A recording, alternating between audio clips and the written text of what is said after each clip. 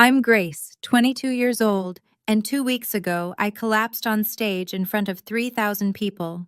On the day I was supposed to give the valedictorian speech. The doctors said I had a brain tumor.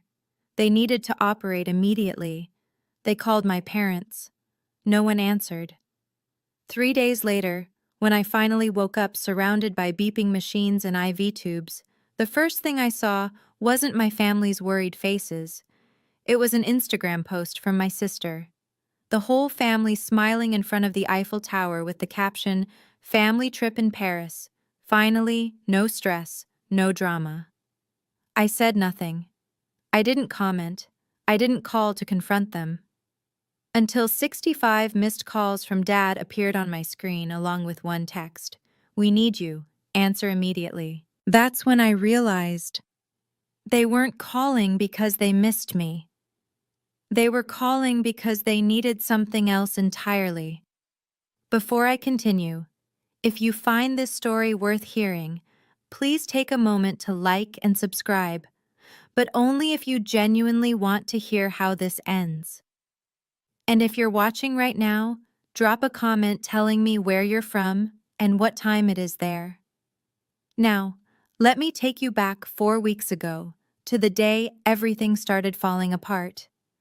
4 weeks before graduation. I'm standing in my childhood kitchen, watching Mom flip through a stack of wedding magazines. Not for me, of course. For Meredith.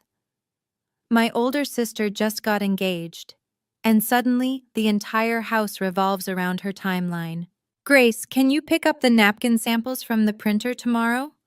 Mom doesn't look up. Meredith's too busy with dress fittings. "I have finals, Mom." "You'll manage. You always do." That's the thing about being the reliable one. Everyone assumes you'll just handle it. I've been handling things for 4 years now, working 25 hours a week at a coffee shop while maintaining a 4.0 GPA, paying my own tuition through scholarships and tips. Meanwhile, Meredith's entire education was funded by our parents. Every semester. No questions asked. "Mom, I actually wanted to talk to you about graduation." I keep my voice casual. "I need to get something to wear for the ceremony. Maybe we could go shopping this weekend?" Mom finally looks up, but her eyes are already drifting back to the magazines. "Sweetie, you're so good at finding deals online. I'm sure you'll figure something out. I need to focus on your sister's engagement party. It's in 2 weeks. But graduation is..." "Grace." Her tone sharpens. "Your sister is bringing her fiancé's parents. Everything needs to be perfect." I nod. I always nod. Later that evening, I'm folding laundry in my old room when I hear Mom on the phone with her friend Linda. "Oh, the graduation?" "Yes, she's valedictorian. Can you believe it?" A pause. A laugh. "But honestly, the timing is terrible. Meredith's engagement party is that same week, and that takes priority. Grace understands. She's always been so independent. Independent. That's the word they use when they mean forgettable." That night, I call the only person who's ever asked how I'm actually doing. Grandpa Howard picks up on the second ring. "Gracie, I was just thinking about you." Something in my chest loosens. "Hey, Grandpa.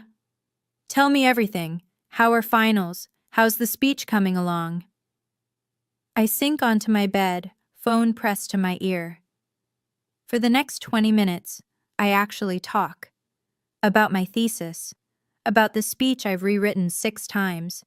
About how terrified I am of standing in front of thousands of people. "Grace," Grandpa says when I finish, "do you have your dress yet? Shoes? Do you need anything?" My throat tightens. "I'm fine, Grandpa. Really." He's quiet for a moment, the kind of quiet that means he doesn't believe me. "Your grandmother would be so proud of you," he finally says. "You know that, right? She always said you had her spirit."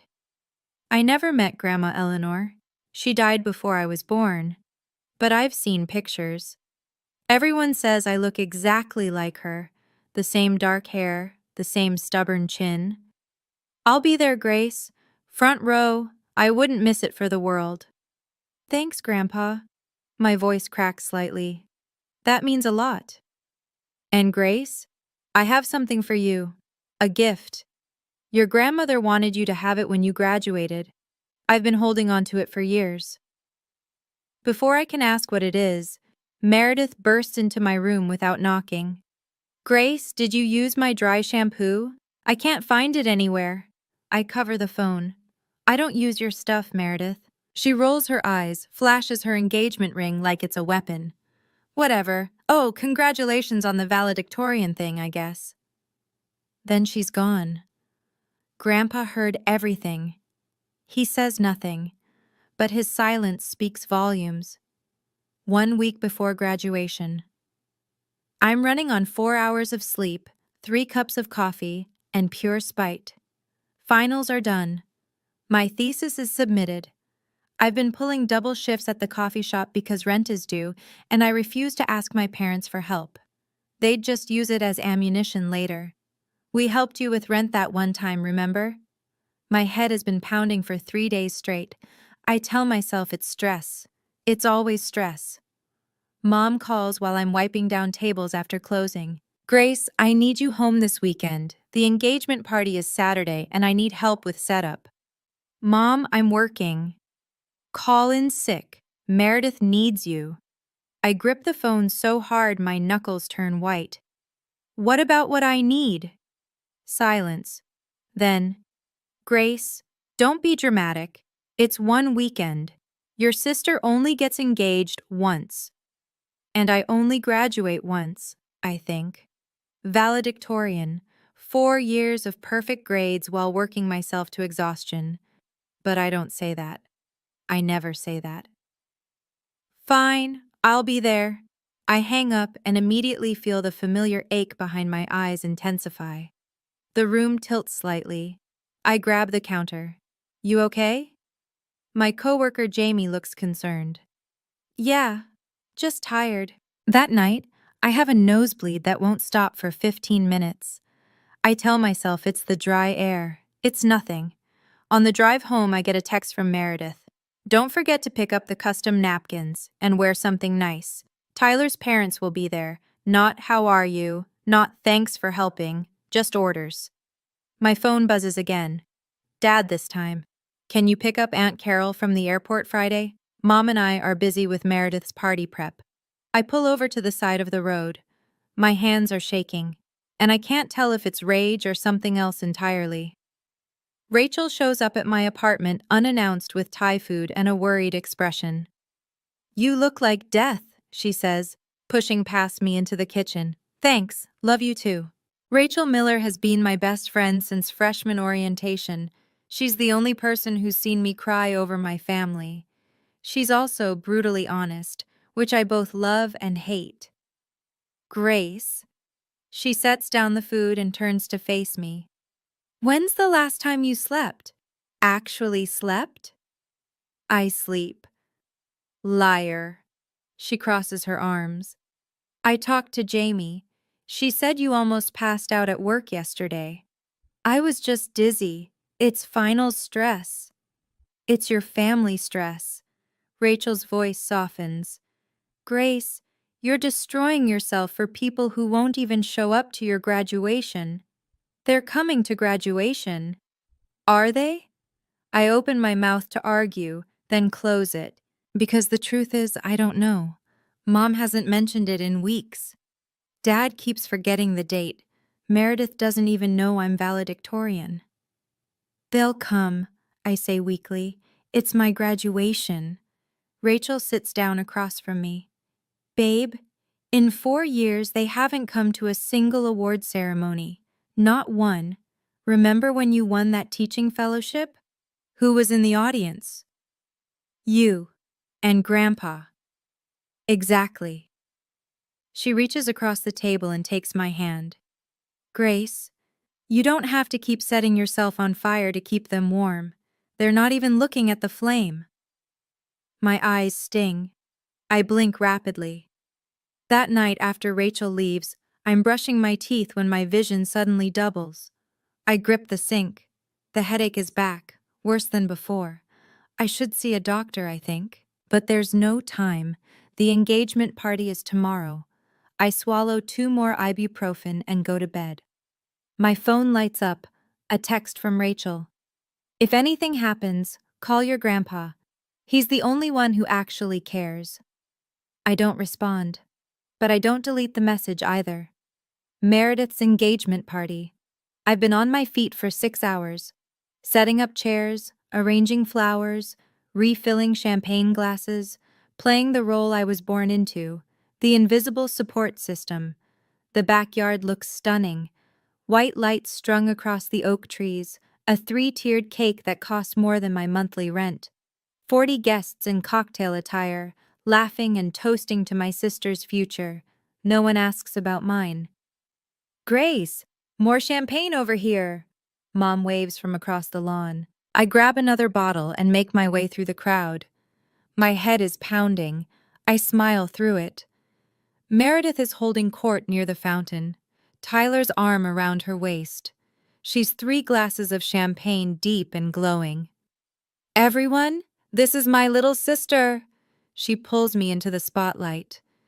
Grace does everything around here. Seriously, I don't know what we'd do without her. Scattered applause, a few polite smiles. Then Meredith leans in, her voice carrying just far enough. She's so good at, helping. She's going to be a teacher. Can you imagine? Wiping noses for a living. Laughter. Light, dismissive laughter. I keep smiling. My face hurts.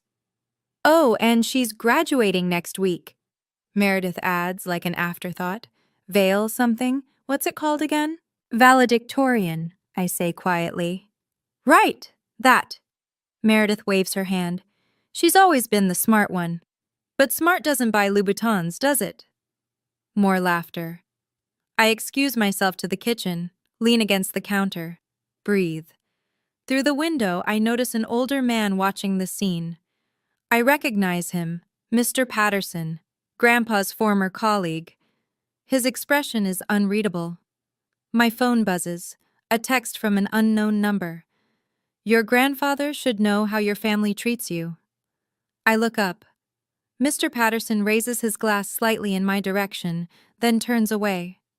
My hands are trembling. But this time, I don't think it's just the humiliation. After the party, I'm alone in the kitchen, elbow deep in dishes. Everyone else is in the living room, cooing over engagement photos. Mom walks in, face flushed with wine and satisfaction. Grace, I have wonderful news. I don't turn around. What is it? We're going to Paris, the whole family.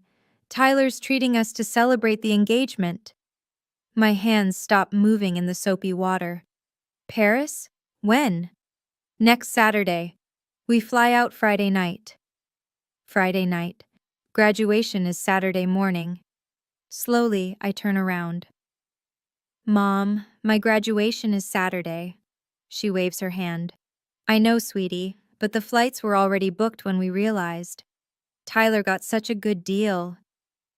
You're missing my graduation for a vacation. Don't say it like that. Mom frowns. It's not just a vacation. It's for your sister. I'm valedictorian, Mom. I have to give a speech. And you'll be wonderful. You don't need us there, Grace. You've always been so self-sufficient.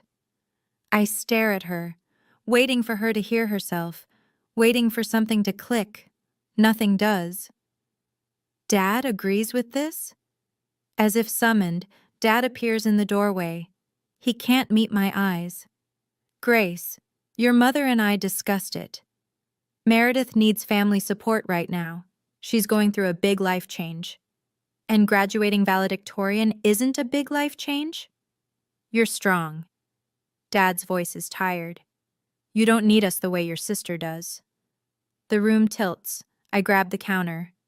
Grace? Mom's voice sounds far away. You look pale. I'm fine. I'm not fine. My vision is blurring at the edges. The headache is screaming now, a sharp pressure behind my left eye. I need to go, I manage. Early shift tomorrow. I walk out before they can respond. In the car, I sit in the darkness for 10 minutes. Then I drive to my empty apartment and cry until I can't breathe. 3 days before graduation. I'm lying on my apartment floor because getting up feels impossible. Rachel's voice crackles through speakerphone. They're skipping your graduation for a vacation? A vacation? It's for Meredith's engagement. Grace, stop making excuses for them. I'm not making excuses. I'm just accepting reality. That's worse. I stare at the ceiling. There's a water stain shaped like a broken heart. Fitting. 4 years, Rachel continues. 4 years you worked yourself half to death, and they can't postpone one trip? Apparently not. She goes quiet, then softer. How are you feeling? Physically, I mean. You sounded weird on the phone yesterday. I'm fine. Grace. Really, just tired. That night, I wake up at 3 a.m. with the worst headache of my life. The pain is so intense I actually whimper. I stumble to the bathroom. Blood. My nose is bleeding again.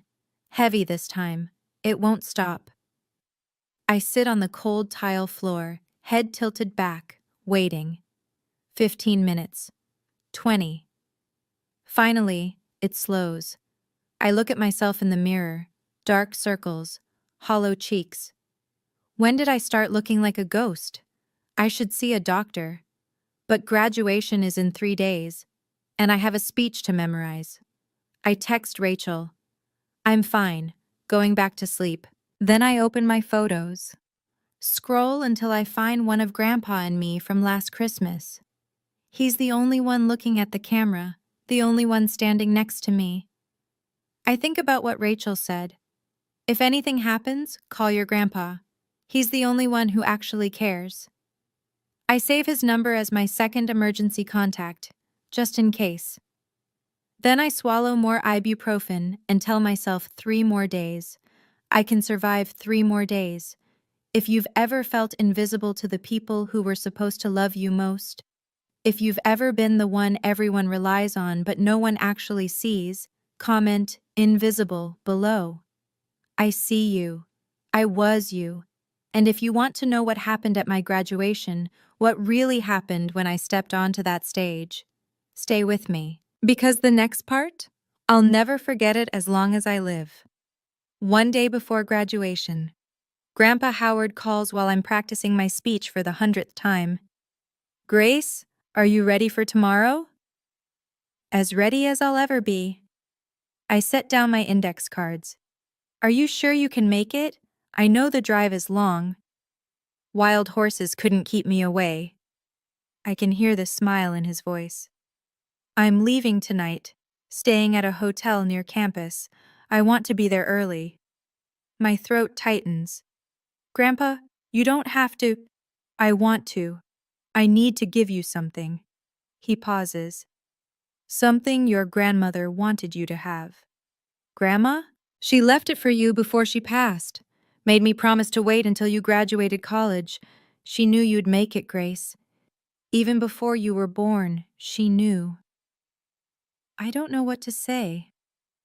Grandpa, what is it? You'll see tomorrow. Just know that your grandmother and I have always believed in you. Even when... He trails off. Even when what? Even when others forgot to.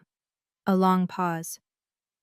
Grace, did your father ever tell you I offered to help with your tuition? What? This is news to me. No, he always said you couldn't afford to help both of us. Grandpa makes a sound, somewhere between a sigh and a bitter laugh. Is that what he told you? Grandpa, what do you mean? Tomorrow, he says gently. We'll talk tomorrow, after the ceremony. For now, just know this. You are not alone, Grace. You never were. I hang up the phone, more confused than before. Grandpa had money? He offered to help with my tuition? Then where did it go? The questions chase each other in circles. My head throbs, but there's no time to dwell. Tomorrow is the biggest day of my life. I just have to make it through one more night. Graduation morning. I wake up to a pounding headache and a text from Mom. Just landed in Paris. Have a great graduation, sweetie. So proud of you. Attached is a selfie. The whole family at Charles de Gaulle Airport. Meredith is pouting for the camera. Dad's giving a thumbs up. Mom's smiling like she doesn't have a care in the world. Like she hasn't abandoned her daughter on the most important day of her life. I don't respond. Rachel picks me up at 9. She takes one look at me and frowns. Grace, you're gray. Like actually gray. I'm nervous. It's fine. It's not fine. When did you last eat? I had coffee. That's not food. She forces me to eat half a granola bar while she drives. I manage 3 bites before my stomach rebels. The campus is already buzzing with activity. Families everywhere, balloons, flowers, proud parents snapping photos. I try not to look at them. In the staging area, I check my phone one more time. Another text from Mom. Send pics. We want to see everything.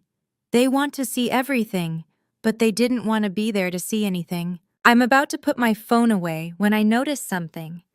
My emergency contact form for the university. I filled it out freshman year and never updated it. Primary contact, Douglas Donovan, father. Secondary contact, Pamela Donovan, mother. On impulse, I pull up the form online, add a third line. Secondary contact, Howard Donovan, grandfather. I don't know why. It just feels right. Then I see him. Grandpa in the front row, already seated, already waiting. He waves. In his hands, I can see a manila envelope. I wave back. For the first time all week, I feel like I can breathe. Grace Donovan? A stage manager approaches. You're up in 10 minutes. 10 minutes. I can do this. I just have to stay standing long enough to make it through. 3,000 people. The sun is blazing. My cap feels too tight. The black gown absorbs heat like a furnace. My name echoes through the speakers. And now, our valedictorian, Grace Donovan. Applause. A roar of applause. I walk to the podium, one foot in front of the other. The stage lights are blinding. I grip the microphone, find Grandpa in the crowd. He's beaming. Rachel is next to him, phone out, recording. 2 empty seats beside them, reserved for family. No one claimed them. I clear my throat. Thank you all for being here. Today, I stand before you not just because of grades or test scores, but because of the people who believed in me. The words are there. I've practiced them 1,000 times. But something is wrong. The stage tilts. My vision narrows, tunneling to a single point. The microphone slips. I hear my own voice, distant, strange. Believed in me when I couldn't. Pain explodes behind my eyes, white hot, blinding. The world spins. I see Grandpa's face, confusion turning to horror. I see Rachel standing up. I see the 2 empty seats. And then I see nothing. My body hits the stage floor with a sound I'll never forget, screaming. Somewhere far away, people are screaming. Call 911. Get a doctor. Someone call her family. Hands on my face, Rachel's voice shaking. Grace, Grace, can you hear me? Grandpa's weathered hand gripping mine. I'm here, sweetheart. I'm here. I try to speak, try to tell them I'm okay, but the darkness is swallowing me whole. The last thing I hear before everything goes black is a stranger's voice, urgent and panicked. We're calling her parents now. Does anyone have their number? They won't answer, I think. Then I'm gone. This part of the story I didn't witness myself. Rachel told me later, when I could finally bear to hear it. The ambulance took 14 minutes. I was unconscious the entire time. At the hospital, doctors moved fast. CT scan, then MRI. Their faces got grimmer with each result. Brain tumor, the neurosurgeon told Rachel and Grandpa in the waiting room. Pressing on her frontal lobe, we need to operate immediately. Operate? Rachel's voice cracked. Right now? Within the hour. We need family consent. Rachel pulled out my phone, found my parents' number. First call, straight to voicemail. Second call, straight to voicemail. Third call, voicemail. Please, Rachel begged into the phone. Grace is in the hospital. It's an emergency. Call us back. Nothing. Grandpa tried next, called his son directly. Douglas picked up on the fifth ring. Dad, we're at the airport about to board. Grace collapsed at graduation. She has a brain tumor. She's in surgery in 40 minutes. Silence on the other end.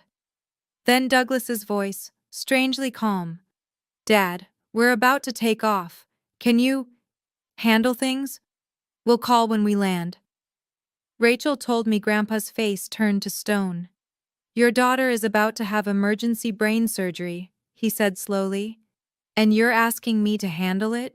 Dad, the flight is 12 hours. By the time we get back, she'll be out of surgery anyway.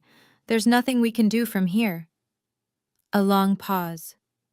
Douglas, I want you to hear this clearly. If you get on that plane, don't bother calling me again. But Douglas did get on that plane. They all did. Grandpa signed the consent forms as my emergency contact.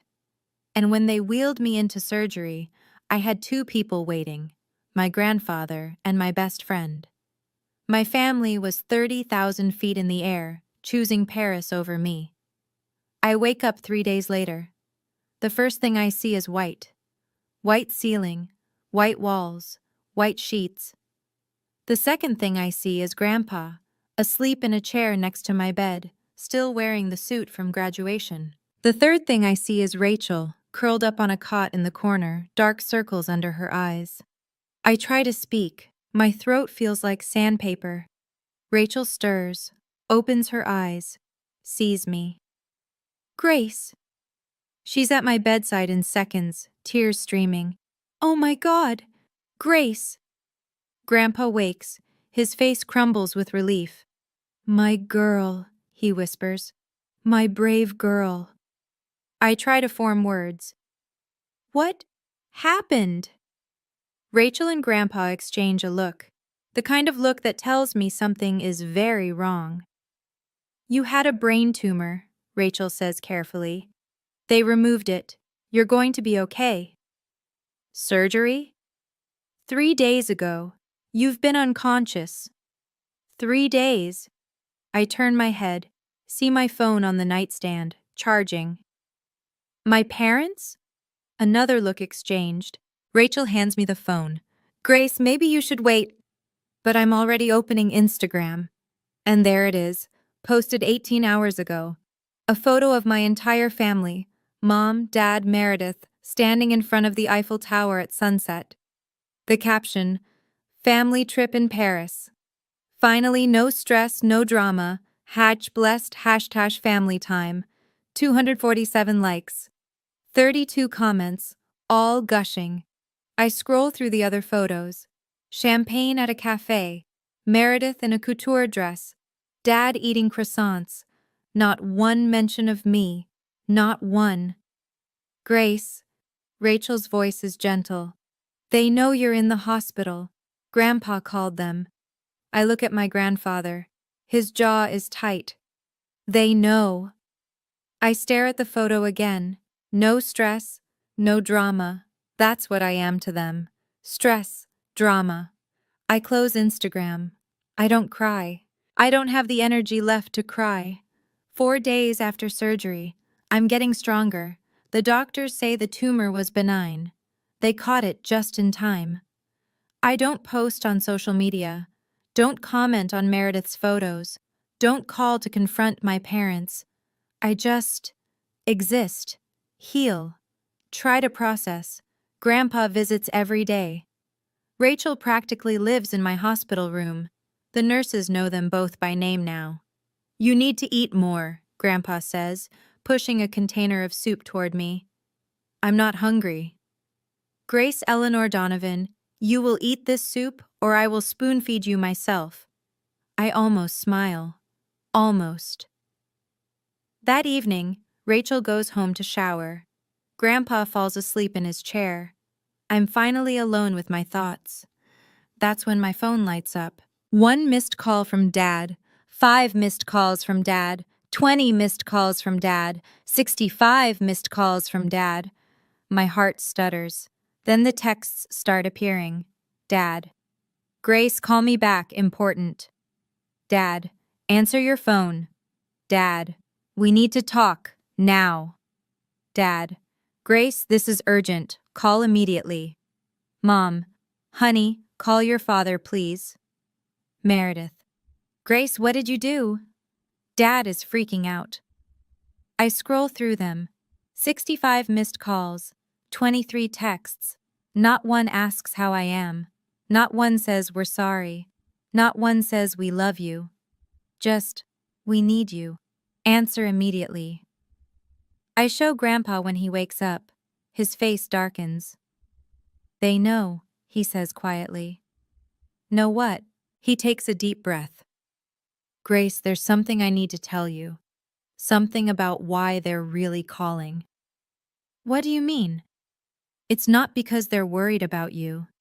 His voice is heavy. It's because I told them about the gift, your grandmother's gift, and they just realized what they might lose. My blood runs cold. Grandpa, what gift? He looks at me with tired, sad eyes. It's time you knew the truth. Grandpa pulls his chair closer, takes my hand. 22 years ago, when you were born, your grandmother and I made a decision. We opened an education savings account in your name. For college? Not exactly. He shakes his head. We knew your parents would pay for college. That's what we told ourselves anyway. This account was different. A graduation gift, seed money for your future. Your grandmother called it your freedom fund. How much? Grandpa hesitates. Enough to buy a small house, or start a business, or put a down payment on whatever dreams you had.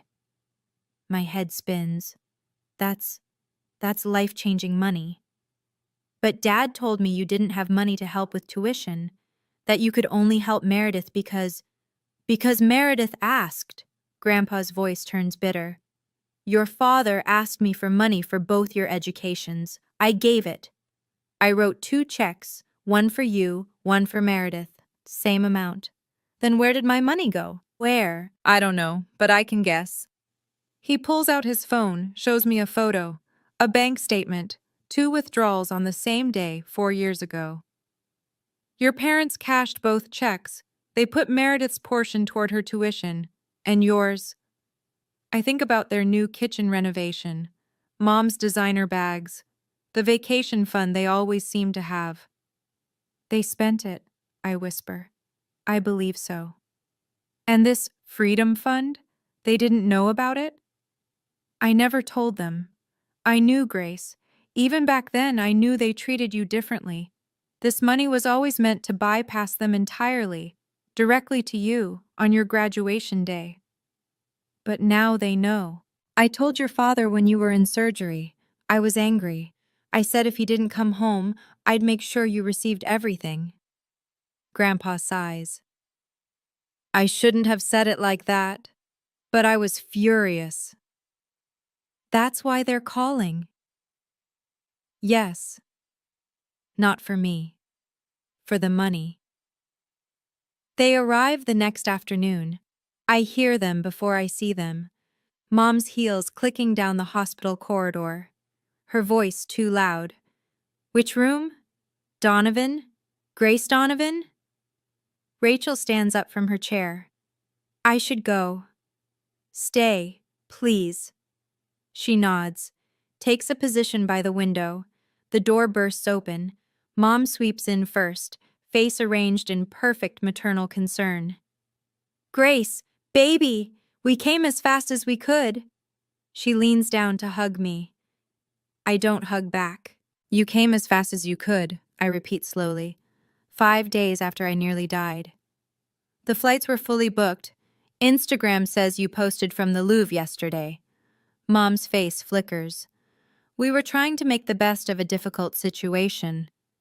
Dad enters behind her. He looks tired. He can't meet my eyes. Then Meredith, shopping bags in hand, actually carrying shopping bags into a hospital room. Hey, Grace. She doesn't approach the bed. You look better than I expected. Rachel makes a sound in the corner. I don't look at her, but I can feel her rage from across the room. Meredith, I say calmly, I had brain surgery. I know. That's so crazy, right? She sets down her bags. Anyway, we cut the trip short, so you're welcome. The room falls silent. Then Mom clears her throat. Grace, sweetheart, we should talk. As a family. She looks pointedly at Rachel. Privately. Rachel stays. Grace. Rachel was here when I woke up. Rachel held my hand before surgery. Rachel stays. Mom's lips thin. But before she can argue, the door opens again. Grandpa Howard. The temperature drops 10 degrees. Dad stiffens. Dad! Douglas! Grandpa's voice is ice. Pamela? Meredith. He walks to my bedside, takes my hand. I see you finally found time in your schedule. Mom starts to speak. Grandpa cuts her off. Don't. Just don't.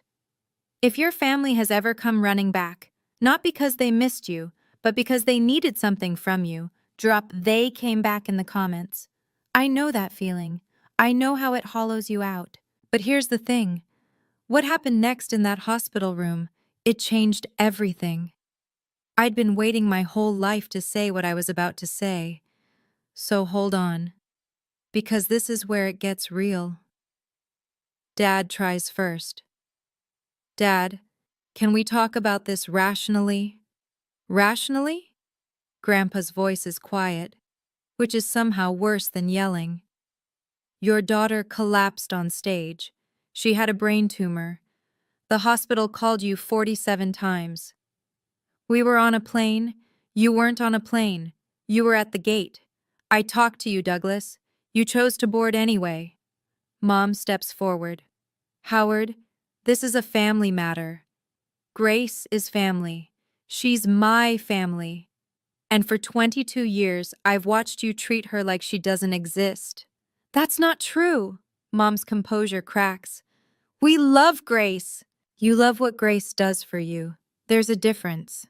Grandpa turns to Dad. Tell me, Douglas, when's Grace's birthday? Dad blinks. March. No. April. October 15th, I say quietly. It's October 15th, Dad. He has the decency to look ashamed. Grandpa continues. What's her favorite book? Her best friend's name? What job did she just accept after graduation? Silence. Rachel's jaw is tight. She knows all these things. She's known them for 4 years. Meredith rolls her eyes. Grandpa, this is ridiculous. We didn't fly all the way back to play 20 questions. No, Grandpa says. You flew back because you heard about the money. The word lands like a bomb. Mom's face goes pale. We came because Grace was sick. You came because I told Douglas that Grace would receive her inheritance directly, without you as intermediaries. Grandpa's eyes are hard. Suddenly, after 4 years of ignoring her, you're concerned about her welfare? That inheritance belongs to the family. That inheritance belongs to Grace. Grandpa's voice rises for the first time. Her grandmother left it for her, not for Meredith's destination wedding, not for your kitchen remodel. Mom opens her mouth, closes it. I watch the calculations happen behind her eyes, and something in me goes cold. You want to know the truth, Howard? Mom's voice shifts, something raw breaking through. Fine. You want truth? Dad reaches for her arm. Pam. She shakes him off. No, he wants to make me the villain? Let's have it out. She turns to me. Her eyes are wet, but not with guilt, with something older, something wounded. You want to know why I've always kept my distance from you, Grace? Because every time I look at you, I see her. Who? Eleanor. Mom spits the name like poison. Your precious grandmother. The woman who spent 30 years making me feel like I wasn't good enough for her son. Grandpa goes very still. The first time I came to this family, Mom continues, Eleanor looked at me like I was dirt under her shoes. 26 years of snide comments. 26 years of Douglas, are you sure about this one? 26 years of never being enough. I can't speak. And then she died, and I thought, finally I can be accepted. Mom laughs bitterly. But then you were born, Grace, and you looked exactly like her. Same eyes, same stubborn chin, same everything. That's not Grace's fault, Rachel says sharply. I know that, Mom screams, then quieter. I know that, but every time I looked at her, I saw Eleanor judging me. I couldn't. She breaks off, covers her face. I should feel sympathy. Part of me does, but another part of me thinks, I was a baby. I was a child. I spent 22 years wondering why my mother couldn't love me. And the answer is, because I have my grandmother's face. A woman I never even met. Mom, I say slowly, I'm not Grandma Eleanor. I know. Do you? Because I've spent my whole life paying for something I didn't do. She doesn't answer. That tells me everything. I push myself up against the pillows. My body is weak, but my voice is steady. Mom, I say. I understand now. You had a painful relationship with Grandma. You felt judged. That hurt you. Hope flickers in her eyes. But that is not my fault. The hope dims. For 22 years, I've done everything right. Perfect grades, no trouble. I worked 3 jobs so you wouldn't have to pay for my education. I showed up to every family event. I helped with every party, every holiday, every crisis. Grace, I'm not finished. My voice doesn't waver. I did all of that because I thought if I tried hard enough, you would finally see me. Finally love me the way you love Meredith. Meredith shifts uncomfortably. But I was wrong, because you were never going to see me. You were always going to see her. I turn to Dad. And you. You watched this happen for 22 years and said nothing. He flinches. Grace, I didn't know how to How to what? Stand up for your daughter? Ask your wife why she flinches when I enter a room? It's complicated. It's really not. I shake my head. You chose the path of least resistance, and the path of least resistance meant sacrificing me. Grandpa squeezes my hand. I look at each of them in turn, Mom crying quietly, Dad staring at the floor, Meredith, arms crossed, defensive. I don't hate you, I say, any of you, but I also can't keep pretending this is normal. I can't keep being the invisible one. What do you want? Dad asks quietly. I take a breath.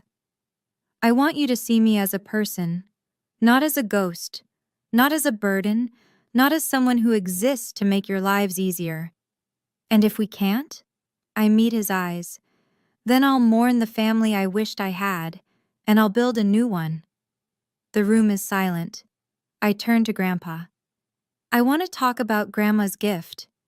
He nods, pulls the manila envelope from his jacket, the same envelope he brought to graduation. This is yours, he says. Your grandmother set it aside 25 years ago. It's been growing interest ever since. I take the envelope. Don't open it. I know what you're thinking, I say to my parents. You're wondering if I'll share it, if I'll bail out Meredith's wedding or pay for your next renovation. Mom starts to speak, stops. I'm not going to do that. Grace! Meredith finally breaks her silence. That's so selfish. Grandma would have wanted... Grandma wanted me to have it, not you. Me. But we're family. Family. I almost laugh. You're using that word now? After you posted Instagram photos from Paris while I was in brain surgery? Meredith's face reddens. I didn't know it was that serious. Because you didn't ask. She falls silent. I look at Mom. I'm not taking this money to hurt you. I'm taking it because it's mine. Because Grandma wanted me to have options, to not depend on people who see me as an afterthought. What about us? Dad asks. Are we just supposed to lose you? You already lost me. My voice softens, just slightly. Years ago, when you stopped showing up, when you stopped asking how I was, when you let me become invisible. I take a breath, but I'm not shutting the door completely. If you want to be in my life, really in my life, you have to earn it. You have to see me as Grace, not as Eleanor's ghost, not as Meredith's backup, just me. And if we try, Mom's voice is small, then we can start over, slowly, with boundaries. What kind of boundaries? I look her in the eye. I'll let you know when I'm ready. Meredith moves first. She grabs her shopping bags, face tight with anger. This is insane. You're choosing to tear this family apart over money. This isn't about money, Meredith. Really? Because it sounds like I nearly died. You went shopping. She freezes. I'm not saying that to make you feel guilty. I'm saying it because you need to hear it. You need to understand what it felt like to wake up in a hospital bed and see your family posing in front of the Eiffel Tower. Her lower lip trembles. For a moment, I see something crack behind her eyes. Then she walks out. The door clicks shut behind her. Mom is crying now. Real tears. The kind that can't be faked. I'm sorry, she whispers. I'm so sorry, Grace. I know. I was wrong. I was so wrong. I know, Mom. But I don't know how to fix it. Neither do I, not yet. I pause. But if you really want to try, you have to get help. Talk to someone, a therapist. Work through whatever Eleanor made you feel, so you stop projecting it onto me. She nods, wipes her eyes, leaves without another word. Now it's just me, Dad, Grandpa, and Rachel. Dad sits down heavily in the chair beside my bed. Grace, he says quietly, I failed you. Yes. I should have protected you. Yes. I told myself you were strong, that you didn't need me, but that was just an excuse. It was. He looks at me. For the first time maybe ever, really looks at me. I can't undo 22 years. But can I try to do better? I study his face, the genuine remorse there. Call me next week, I say finally. Ask me how I'm doing, and actually listen to the answer. He nods, stands, squeezes my hand once. I will. Then he's gone too. 2 weeks later. I'm discharged from the hospital with a clean bill of health. The tumor is gone. The doctors call it a miracle. I call it a second chance. I don't move back home. I use a small portion of Grandma's gift to rent a tiny apartment near the school where I'll be teaching in the fall. It's nothing fancy. 1 bedroom, a kitchenette, a window that overlooks a parking lot. But it's mine. The fallout happens fast. Meredith blocks me on every social media platform. Her new bio reads, "Some people don't appreciate family." I screenshot it, send it to Rachel. Rachel sends back a string of middle finger emojis. 2 days later, I get a call from Rachel. She sounds gleeful. You're not going to believe this. What? Tyler, Meredith's fiancé, he heard the whole story from his mother, who heard it from the hospital grapevine. Rachel is practically bouncing. He's reconsidering the engagement. I don't feel triumphant, just tired. That's not what I wanted. I know, but still. A week after that, I see on Facebook that the engagement party photos have been deleted. Then the engagement announcement itself. Mom texts me, "Meredith is devastated. I hope you're happy."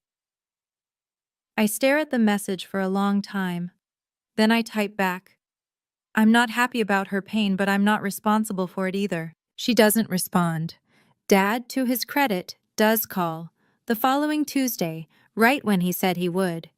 "Hi, Grace." "Hi, Dad. How are you feeling?" "Better. Still tired, but better." A pause. Then, "What did you have for dinner last night?" I almost smile. Such a small question, but he's never asked it before. "Pasta," I say. "With Rachel." That sounds nice. It's awkward, stilted, but it's something. For now, it's enough.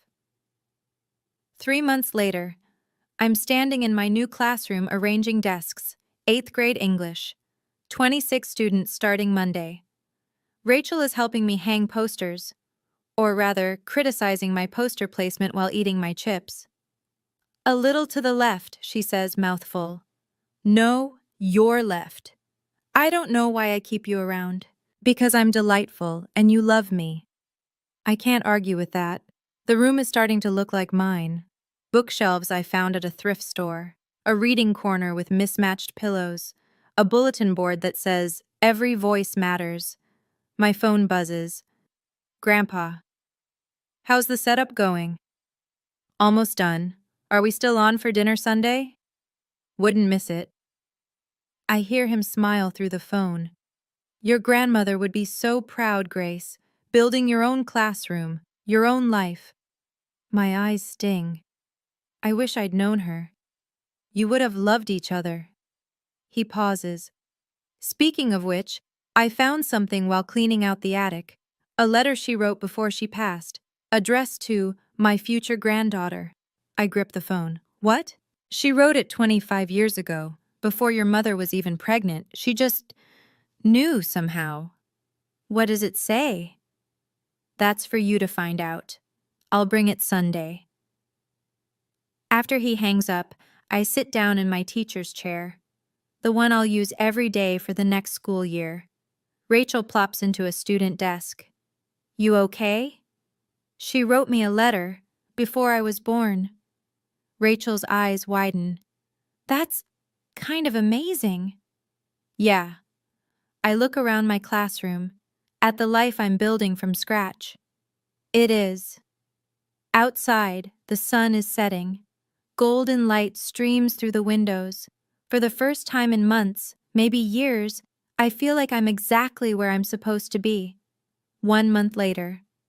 A knock on my apartment door, Sunday afternoon. I open it to find Dad standing there holding a cardboard box. "Hi, Grace." I blink. "Dad? I wasn't expecting—" "I know, I should have called. I just—" He shifts the box in his arms. "Can I come in?" I step aside, let him enter. My apartment is small but cozy now.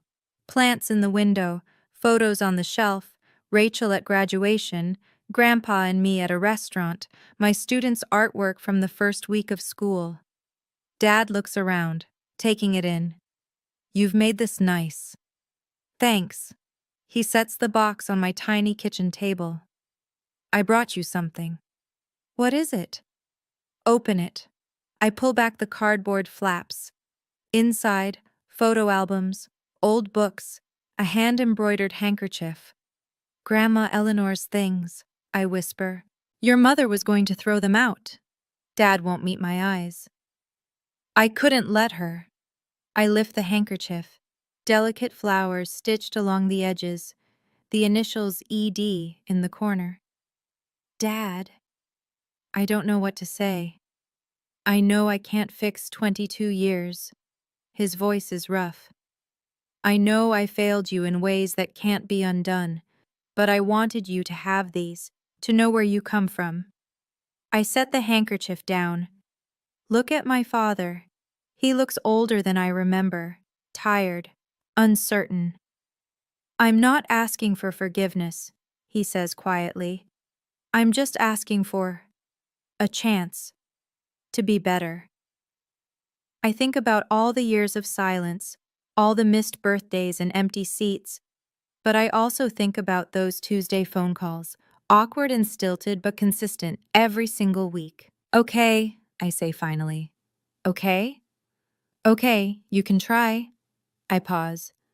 But Dad, trying means showing up, not just when it's convenient. He nods, swallows hard. I understand. Do you want coffee? He almost smiles. I'd like that. 6 months after graduation. I'm sitting at my desk after the last bell. The classroom is quiet now. 26 chairs, 26 stories, 26 kids who will come back tomorrow expecting me to teach them how to find their voices. A knock on my door. Ms. Donovan? It's Marcus, one of my quieter students. Can I ask you something? Of course. He shuffles in. 13 years old, always in the back row, rarely speaks up. Did you ever feel like no one sees you? My heart clenches. Yes, I tell him honestly. For a very long time, I felt exactly like that. What did you do? I think about my answer carefully. I found people who did see me. My grandfather, my best friend. And eventually, I tap my chest. I learned to see myself. That's it? That's a lot harder than it sounds. I smile.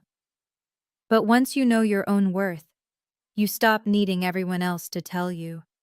He nods slowly. Thanks, Ms. Donovan. After he leaves, I stay at my desk a while longer.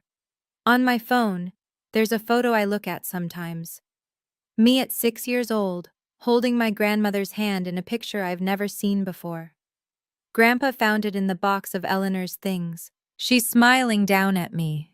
Even though she died before I turned 1, in this photo, she's looking at me like I'm the most important person in the world. I used to think love was something you had to earn, work for, sacrifice yourself for. Now I know better. Love is who shows up. Love is who stays. And I don't need to keep setting myself on fire to prove I'm worth someone's warmth. I know my worth now. That's enough. That's more than enough. 1 year after graduation, my phone rings while I'm grading papers, a number I haven't seen in months. Meredith. I let it ring twice, 3 times. Then I answer. Grace? Her voice is smaller than I've ever heard it. Can we talk? I'm listening. Tyler left, for real this time. She laughs, but it's hollow. Turns out his family didn't want a daughter-in-law from a family that abandons people in hospitals. I don't say anything. And I got into some debt. Credit cards. I thought Tyler would help cover it, but she trails off. I don't know what to do. Why are you calling me? Because you're the only person who doesn't want something from me. Her voice breaks. Mom and Dad are furious. They keep talking about how I embarrassed them. My friends only liked me because of Tyler's money, and I hear her crying, real tears, the kind you can't fake. Part of me wants to say, now you know how it feels. To be alone, to be abandoned. But that's not who I want to be.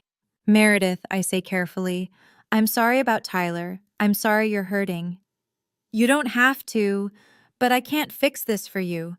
I can't pay off your debt or make Tyler come back. That's not my role anymore. Silence. Then why did you answer? Because you're my sister, and I wanted you to know that I don't hate you. She's quiet for a long moment. I was terrible to you, she whispers.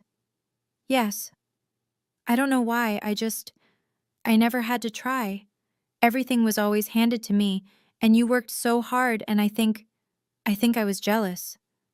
Maybe. Can we ever be okay? I think about it. Really think. I don't know, I say honestly.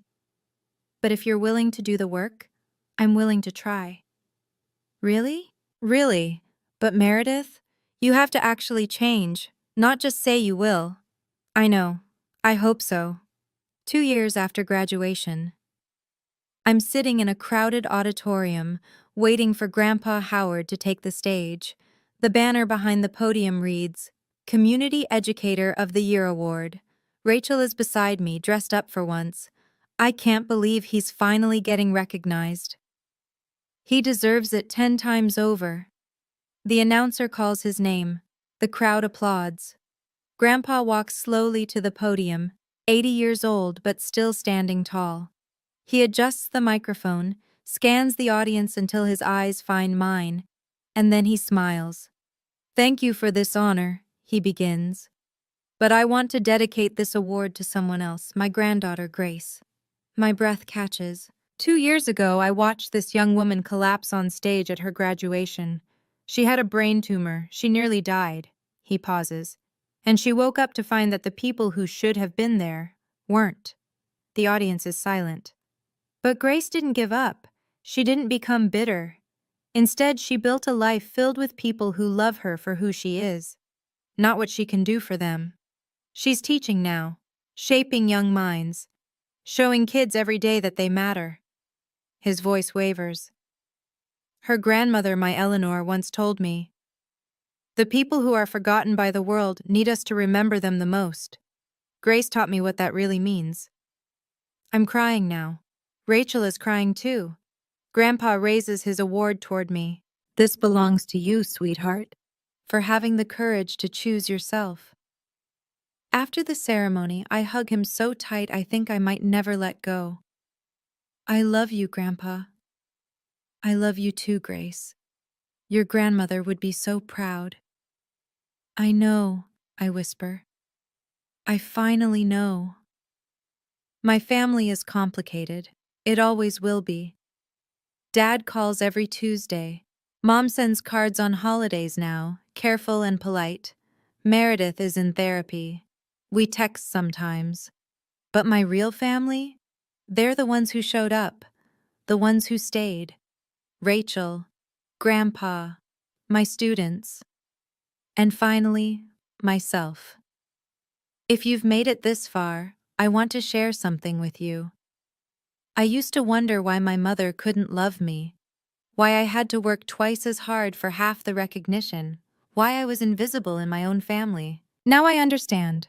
My mother wasn't a villain. She was a wounded person who never healed from her own pain. Psychologists call it projection, when someone's unresolved trauma spills onto someone else. She saw her mother-in-law in my face, and instead of dealing with that wound, she let it poison our relationship for 22 years. And me? My weakness was my desperation for approval. I kept believing that if I tried harder, sacrificed more, achieved enough, they would finally see me. That's called people-pleasing, and it's a survival mechanism. It kept me safe when I was small. But as an adult, it nearly destroyed me. The brain tumor was the most terrifying thing that ever happened to me. But in a strange way, it was also a gift. It forced me to see my family clearly. It gave me permission to stop performing for people who weren't watching. So here's what I learned, and I hope you'll carry it with you. You can't earn love from people who aren't willing to give it. Stop setting yourself on fire to keep others warm, especially when they won't even look at the flame. Your real family isn't determined by blood. It's determined by who shows up when life gets hard. And finally, you are allowed to choose yourself. That's not selfish. That's survival. If you're in a situation like mine, if you're the invisible one, the forgotten one, the one who gives and never receives, I see you. And I hope you learn, like I did, that the only approval you truly need is your own. Thank you for staying with me until the end. If you have your own story about family, about boundaries, about learning to see your own worth. I'd love to hear it. Drop it in the comments. I read every single one. And if this story meant something to you, please like, subscribe, and hit that notification bell. There's another story waiting in the description. Something tells me you'll want to hear it. Until next time.